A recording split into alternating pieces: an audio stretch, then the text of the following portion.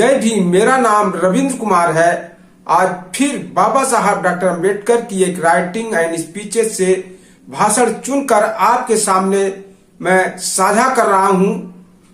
Schedule caste federation Uttar Pradesh ने 18 मार्च 1956 को आगरा में बाबा साहब डॉक्टर अम्बेडकर की एक जनसभा का आयोजन किया था, जिसकी अध्यक्षता शेड्यूल कास्ट फेडरेशन के प्रदेश अध्यक्ष तिलक चंद कुरील ने किया था और इसमें 2 लाख लोग इकट्ठा हुए थे।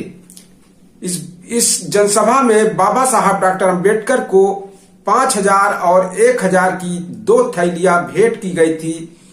उस समय उनकी तबीयत खराब थी, चल नहीं पा रहे थे और वह लोगों के सहारे के सहायता से मंच तक पहुंचे और एक स्टूल के सहारे उन्होंने भाषण यह दिया था।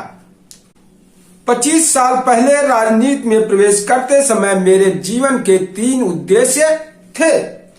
पहला, अस्पृश्यों के हर घर में ज्ञान की गंगा का प्रवाह पहुंचाना। इस उद्देश्य में मुझे काफी हद तक सफलता मिली है। कहा जा सकता है कि शिक्षा के क्षेत्र में आज अस्पृश्य लोग आगे भले न हो, मुझे आत्मविश्वास है कि कुछ ही दिनों में वे अच्छी प्रगति हासिल कर सकते हैं। मेरे कार्य का दूसरा महत्वपूर्ण उद्देश्य था सरकारी नौकरियों में अस्पृश्यों को व्यापक प्रतिनिधित्व दिलाना। मेरी कोशिश से प्राप्त सफलता आज आपके सामने है। इन दोनों उद्देश्यों में आज मुझे सफलता प्राप्त हुई है, लेकिन दूर दराज के गांव में रहने वाले मेरे अनगिनत अस्पृश्य बंधुओं की स्थिति में सुधार लाने के लिए मेरे तीसरे उद्देश्य में मुझे अभी बहुत कम सफलता मिली है। इसलिए मेरी बची हुई जिंदगी और मेरा पूरा सामर्थ्य मैंने इन अस्पृश्य भाइयों के सर्वांगीण सुधार के लिए व्यतीत करने का निश्चय किया है। जब तक वे खेती छोड़कर शहरों में रहने नहीं आते, तब तक उनके जीवन की स्थितियों में सुधार नहीं आने वाला।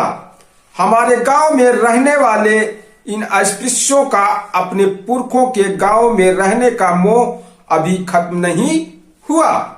उन्हें लगता है यही अपनी रोजी रोटी है, लेकिन रोजी रोटी से अधिक महत्व सम्मान का होता है।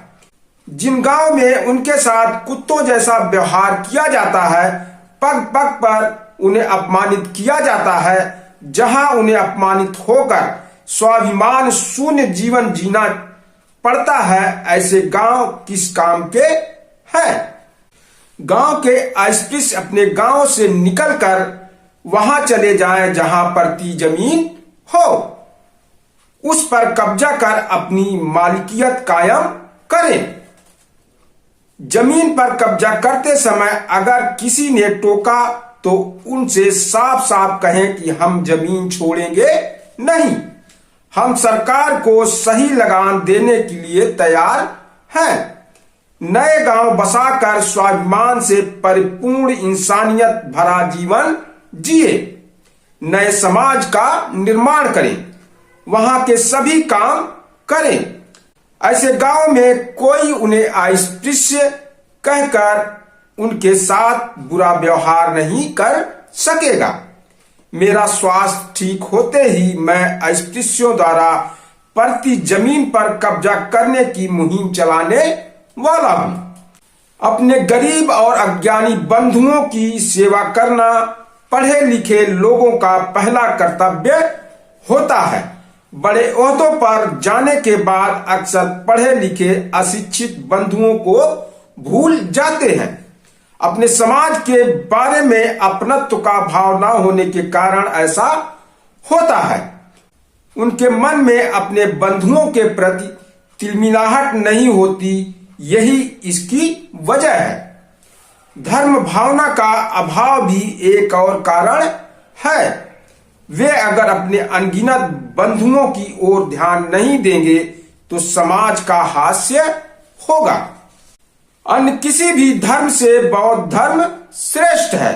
मेरी इच्छा है आप सभी मेरे साथ इस वर्ष बौद्ध धर्म को स्वीकार करें।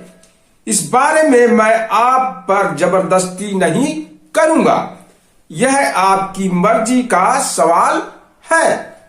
लेकिन मेरे बौद्ध धर्म स्वीकार करने के बाद मैं अस्पृश्य नहीं रहूंगा। आप सब जब बौद्ध बनेंगे तब आपके पास आरक्षित जगहों का अधिकार नहीं रहेगा। साथ ही हमें यह भी ध्यान रखना होगा कि विधानसभाओं और लोकसभा में आरक्षित जगहों की मियाद संविधान के अनुसार केवल 10 सालों की है। जल्द ही यह मियाद पूरी हो जाएगी। जिंदगी भर आरक्षित जगहें थोड़े ही रहने वाली हैं। आखिर हमें अपने सामर्थ्य के सहारे आगे बढ़ना होगा। आखिर हमें अपने ही पैरों पर खड़ा रहना होगा।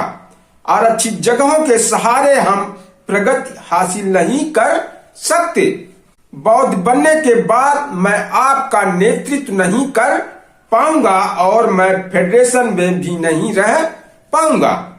इसलिए मेरी इच्छा है कि अस्पृश्य वर्गों में से ही किसी ऐसे व्यक्ति को आगे आकर मेरी जगह और नेतृत्व की कमान संभाले, वरना एक खंभे के सहारे टिके तंबू की तरह अपना संगठन बिखर जाएगा।